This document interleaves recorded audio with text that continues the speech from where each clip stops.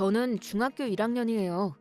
몇 년 전에 어머니가 돌아가시면서 가정 형편이 많이 어려워졌는데 그 때문에 아버지께서 저에게 방학 동안 공장에서 일을 좀 해보면 어떻겠냐고 부탁하셨어요. 저도 도움이 되고 싶은 마음에 그렇게 하겠다고 했어요. 그래서 얼마 후에 아버지가 평소 알고 지내시던 공장 사장님께 연락해서 제가 일할 수 있도록 제 대신 구두로 계약을 맺으셨대요. 그래서 저는 시간당 8,000원씩 받기로 하고 하루 9시간씩 공장에서 일을 하게 되었어요. 그런데 공장에서 일하기 시작한 지 한 달이 지났는데도 월급을 주지 않는 거였어요. 그래서 임금 지급 담당자에게 물어봤더니 제 임금이 아버지 계좌로 이체된다고 하더라고요. 그러면서 어른들이 다 알아서 하니까 저는 신경 쓰지 말라고 했어요. 제가 힘들게 일해서 번 돈을 왜 저한테 직접 주지 않는 거죠? 제가 미성년자라서 그런 건가요?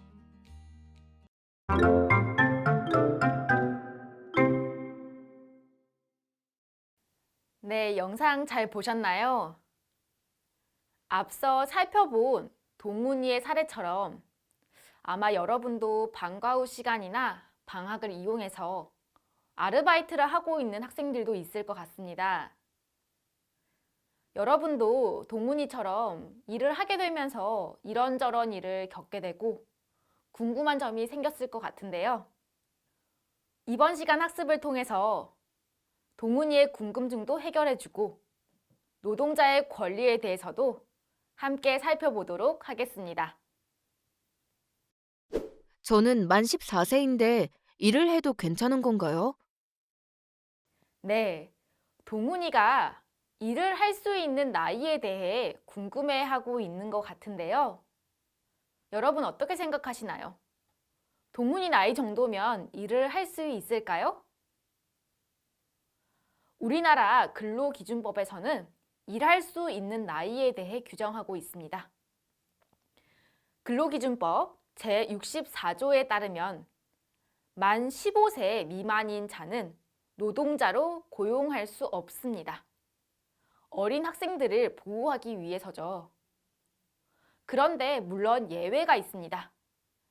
아역배우와 같이 어린아이들, 연소자를 노동자로 고용해야 하는 경우에는 고용노동부 장관으로부터 취직인허증이라는 것을 발급받아 고용 가능합니다.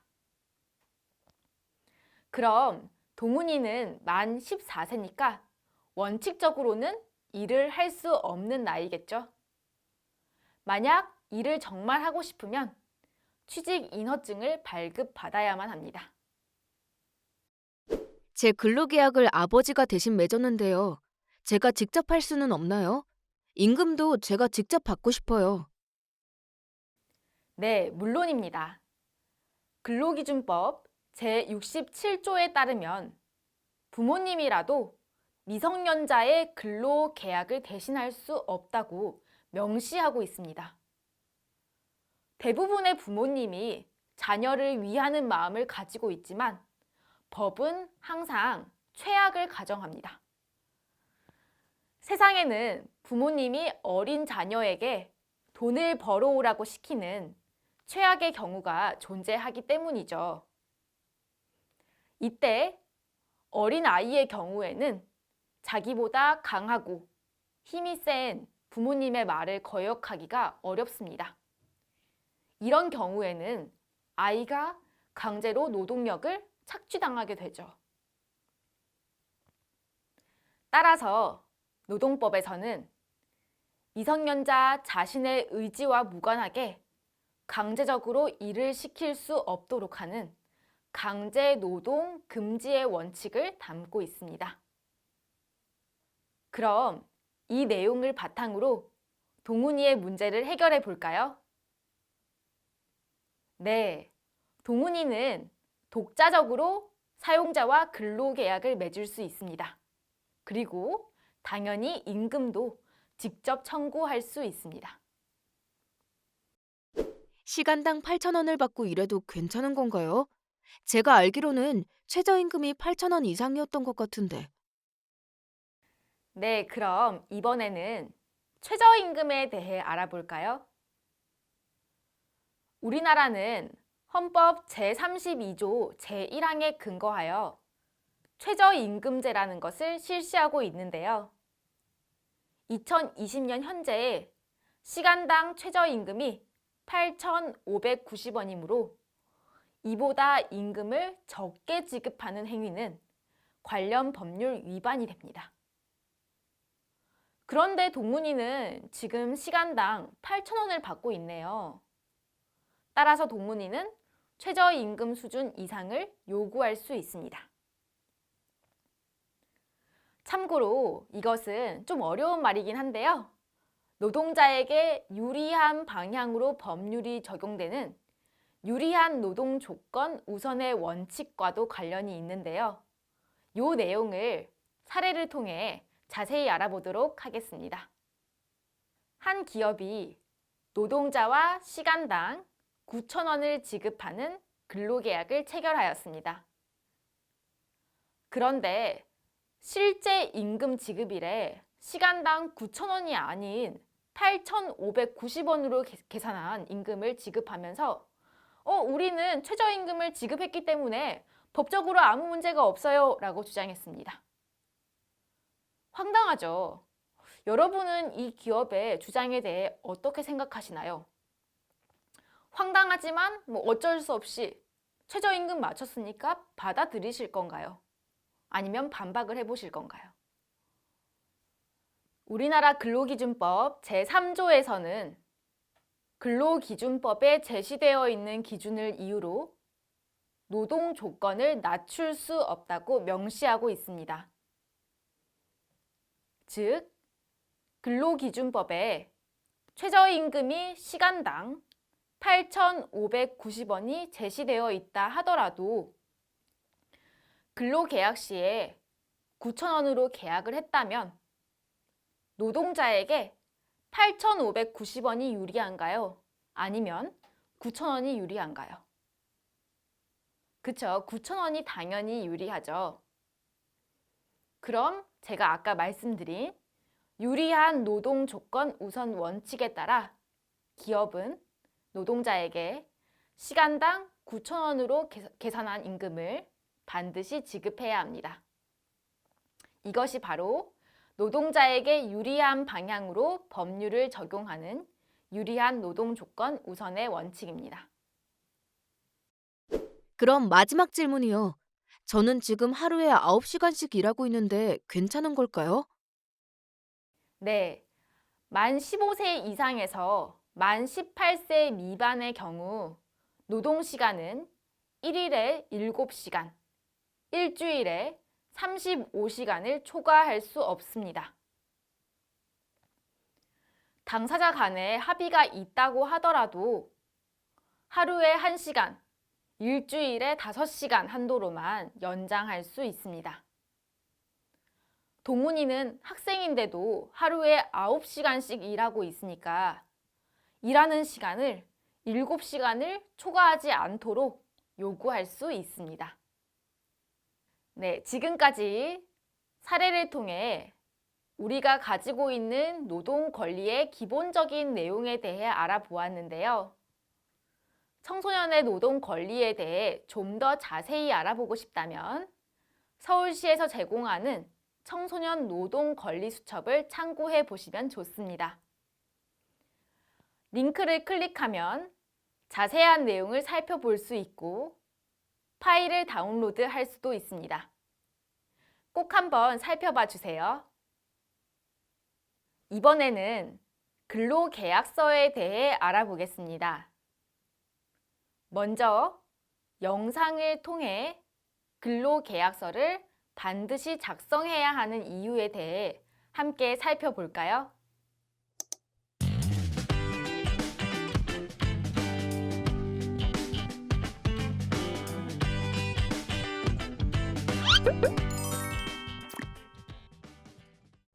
여러분 안녕하세요. 청소년 노동인권 보호를 위한 채널 청권TV입니다. 여러분 혹시 근로계약서를 알고 계신가요? 들어본 적 있는 것 같다고요? 청소년 여러분들 혹시 근로활동을 하거나 하기 위한 가장 첫걸음이 근로계약서라는 점도 알고 있나요? 오늘 한 친구가 아르바이트를 하기 위해 면접을 보러 간다고 합니다. 이 친구를 한번 따라가 볼까요? 안녕하세요. 저의 이름은 이푸름. 나이는 꽃다운 17살. 제 꿈이요? 제 꿈은 커다란 카페를 가진 바리스타입니다. 처음으로 아르바이트를 하기 위해 면접을 보러 가는 중이에요. 지금 무척이나 긴장되는데 잘 할 수 있겠죠? 이분이 카페의 사장님이십니다. 나이는 41살. 성함은 김 사장이십니다. 정말 이름이 사장이라니. 평소에 커피를 내리고 손님을 맞는 모습은 프로가 맞는 것 같지만 손님이 없을 때는 철없는 삼촌 같다고 했어요. 그래도 커피 맛은 이 동네에서 가장 좋다고 하니까 이 사장님 밑에서 배우기로 했고 이렇게 면접을 보러 왔으니 제가 열심히 노력해봐야겠죠? 그래, 바리스타가 꿈이라고? 푸름 양은 어떤 원두를 좋아하지? 원두요? 저는 좋아합니다. 아이스 아메리카노! 근데 그것도 원두에 따라 맛이 천차만별인데. 안 되겠다. 커피의 맛과 향을 알려면 에스프레소부터 시작해야지. 오케이. 내가 그럼 확실한 커피의 맛이 뭔지 가르쳐주지. 저 그럼 합격한 건가요? 응? 내일부터 나오도록 해. 내가 아름다운 커피와 심오한 커피의 세계로 알려줄게. 금요일은 5시간, 토요일, 일요일은 7시간, 3일 근무하는 걸로 하고 시급은 시간당 10,000원으로 하는 걸로 하자. 네. 감사합니다. 그럼 지금 바로 근로계약서 쓸까요? 근로계약서를 써야 된다고? 그런 거 굳이 써야 되나? 나 그런 걸로 돈 빼먹는 그런 사장 아니야. 근로계약서 꼭 써주셔야 해요. 안 써주시면 벌금 내실걸요? 벌금을 내야 된다고? 그럼 안 되지. 저 근데 지금 내가 근로계약서가 없는데 다음에 작성해주면 안 될까? 그거 인터넷으로도 쉽게 검색 가능해요. 요새는 핸드폰으로도 작성 가능하던 것 같은데? 잠시만요. 여기요. 요즘 이런 것도 되고 세상 많이 좋아졌네. 나 잠깐만 이건 조금 읽어보고 작성해줄게. 네.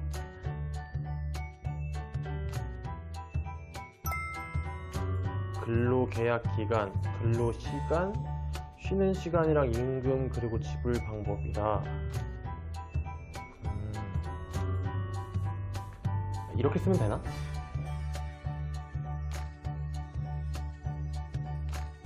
네, 다 된 것 같아요. 사장님, 그럼 내일 뵙겠습니다. 그래, 앞으로 잘해보자.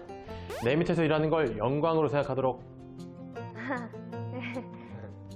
내가 지금은 말이야, 비록 이렇게 작은 카페에서 바리스타로 일하고 있지만 한때는 전 세계를 돌아다니며 커피의 원두의 맛을 연구하면서 여기까지 올라온 사람이야. 뭐 대기업에서 스카우트도 많이 받았었지. 근데 왜 대기업에 안 들어가셨어요? 회사에서는 게임하면서 일할 수 없잖아. 그런 이유로. 그럼 저 이제 들어가 보겠습니다. 그래, 내일 보자.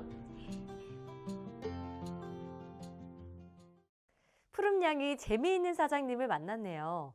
푸름양 첫 근로 활동 제가 열심히 응원할게요. 우리 청소년 여러분들도 푸름양처럼 아르바이트나 취업 활동 시 근로계약서 반드시 요구하셔야 한다는 점 잊지 마세요. 참고로 영상 마지막에는 오늘의 내용 정리 및 팁이 나오니까요. 영상 스킵하시면 안 되겠죠? 지금까지 청소년 푸른관리 청권TV였습니다.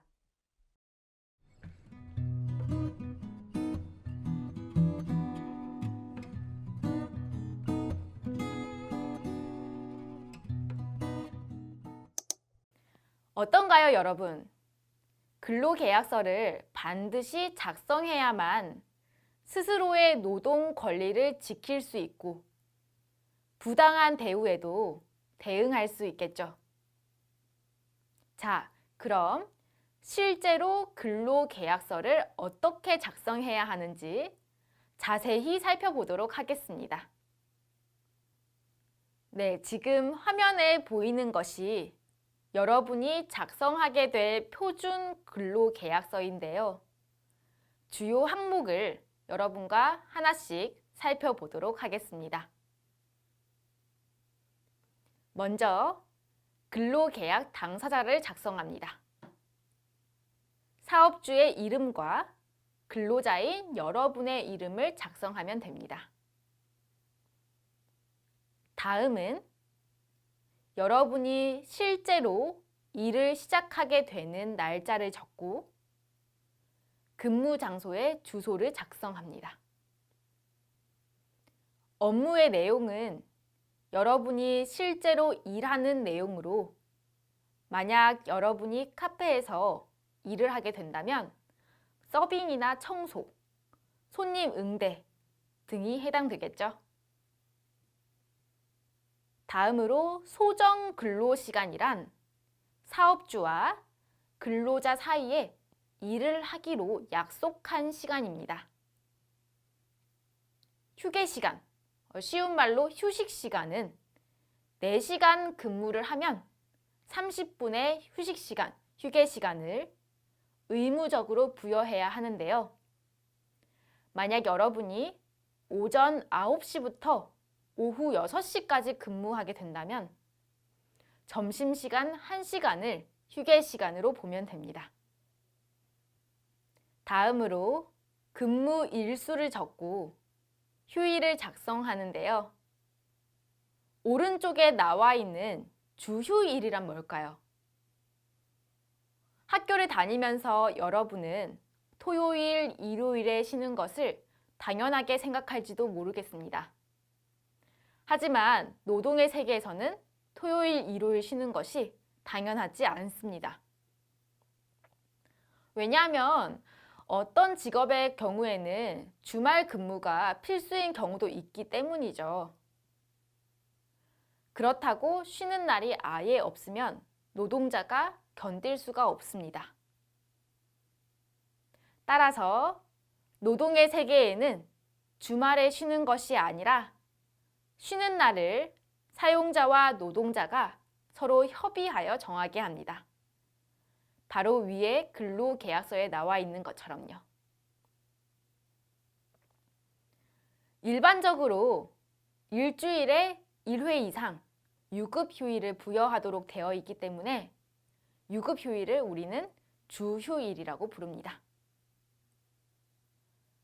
위의 근로계약에서는 주휴일을 매주 월요일로 협의하였군요. 이 경우 노동자는 월요일 빼고 화, 수, 목, 금, 토일 이렇게 일하게 되겠습니다. 네, 가장 중요한 부분이죠.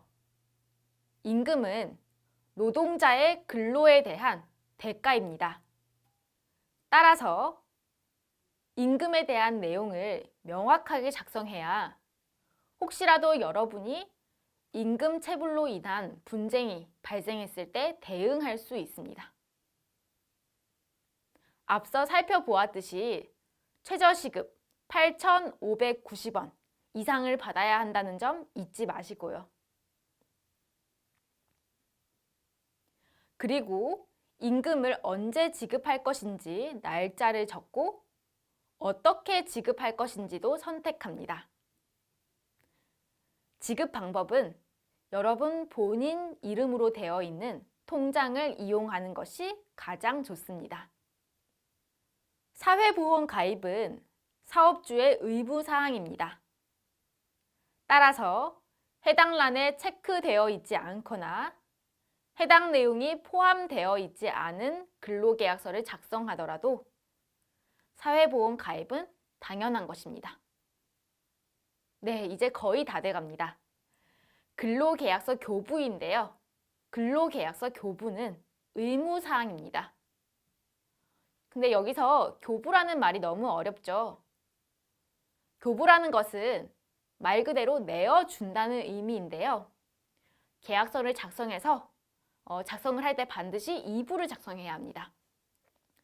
그래서 이렇게 작성을 해서 계약서 작성을 완료한 후 사업주와 근로자가 각각 한 부씩 나누어 가져야 합니다. 그럼 서로 이렇게 계약 내용을 확인하고 얘기를 할 수 있겠죠. 마지막으로 계약을 체결한 날짜를 적고 사업주와 근로자의 인적 사항을 기록한 후 서명합니다.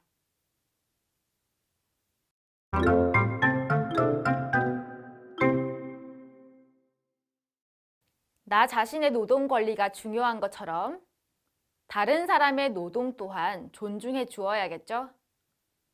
이번에는 노동 인권 존중에 대해 알아보도록 하겠습니다. 여러분은 평소에 다른 사람의 노동을 존중하고 있나요? 영상을 보면서 우리 함께 생각해 보도록 하겠습니다. 네, 그 부분은 김 과장님 말씀대로 수정한 건데요.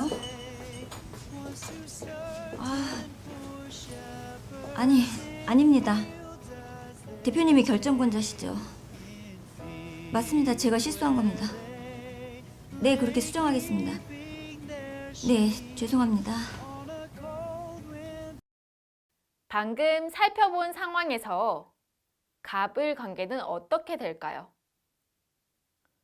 전화를 받고 있는 여성이 노동자로 보이고 통화 대상이 회사 대표인 것으로 보아 사용자인 것 같은데요.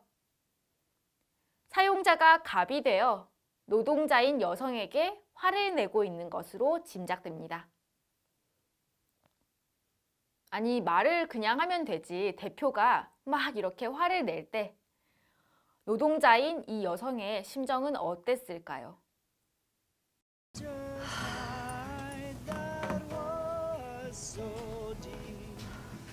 주문하시겠어요? 너 지금 나한테 명령하니? 네? 가뜩이나 열받아 죽겠는데 카페 알바까지 명령질이네. 기다려야 될 거 아니야. 내가 먼저 말할 때까지 기다려야지. 너 서비스직의 기본 몰라? 서비스! 죄송합니다. 그게 지금 죄송한 사람 말투니? 얘 좀 봐라. 너 아까 보니까 인상도 쓰더라. 사장 어딨어? 사장 나오라 그래. 지금 사장님 안 계세요. 죄송합니다. 전화해서 오라 그래. 손님이 오라면 오는 거지. 여기 아주 알바부터 사장까지 가반도 아니네. 정말 죄송합니다. 야, 됐다. 주문이나 받아. 아이스 아메리카노.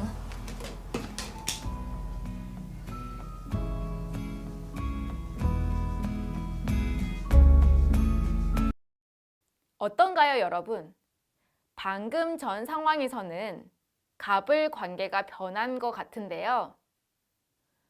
회사 직원으로 을이었던 여성은 카페 고객으로 갑이 되어 카페 노동자에게 소리를 치고 있네요.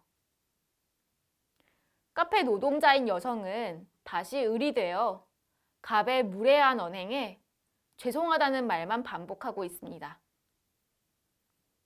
왼쪽 여성에게 아까 잠시나마 들었던 동정심이 싹 사라지는 지점이네요. 고객은 커피를 구입한 것이지 카페 노동자의 감정까지 구매한 것은 아닌데요. 상품과 서비스에 대한 돈을 지불했다고 해서 우리가 노동자에게 무례하게 대할 권리까지 있는 것은 아닙니다.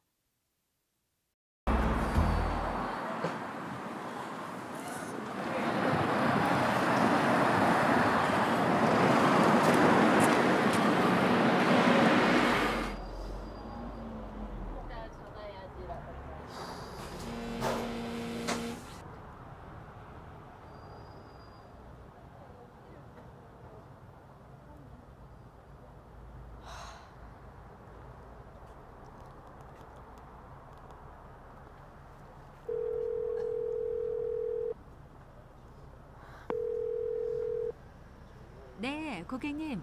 무엇을 도와드릴까요? 저기요, 네, 제가 물건을 하나 샀는데요.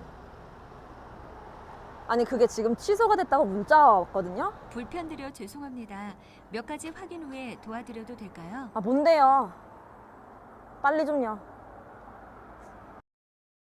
카페 노동자였던 여성이 고객센터로 전화를 걸어 콜센터 노동자에게 다짜고짜 짜증 섞인 말을 쏟아내고 있습니다.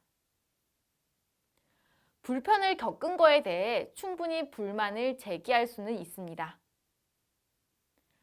그러나 노동자라고 해서 타인의 화와 짜증까지 다 받아주어야 하는 것은 아닙니다. 좀 더 정중하게 말할 수는 없었을까요? 카페에서 을이 되어 머리를 숙이던 여성이 콜센터에 전화해서 똑같이 되돌려주는 것처럼 갑을 관계는 항상 상대적입니다. 내가 어떤 공간에서 을이라고 하더라도 나도 모르게 다른 데 가서는 상품과 서비스를 소비하며 다른 노동자에게 갑질을 했을지도 모릅니다. 내가 갑질의 가해자가 되지 않으려면 타인의 노동에 대한 나의 언행을 되돌아봐야만 합니다. 우리는 일터에서 수많은 사람들을 만납니다. 때로는 이들의 비위를 맞추느라 지칠 때도 많습니다. 하지만 나 또한 그 스트레스를 누군가에게 풀고 있지는 않을까요? 직장 상사나 동료 또는 고객의 무례한 언행으로 나의 노동 환경이 악화되었다면 나 역시도 누군가의 노동 환경을 해치고 있지 않은지 한번 되돌아봐야 합니다.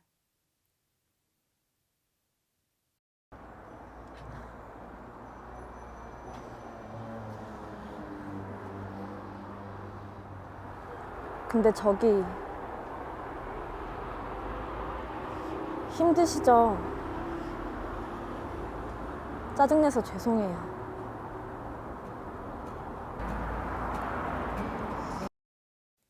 카페 노동자가 힘드시죠? 라고 건넨 따뜻한 말 한마디가 콜센터 노동자에게 얼마나 큰 위로가 되었을까요? 노동자의 권리를 보호하기 위한 법과 제도가 잘 갖추어져 있다 하더라도 제도만으로 충분하지 않은 것들이 있습니다. 나 자신의 노동이 존중받아야 한다면 나 또한 다른 사람의 노동을 존중해야 합니다. 한 사람 한 사람의 노동을 존중하는 태도와 시민의식이 안전하고 행복한 노동 환경을 만드는 데 꼭 필요합니다.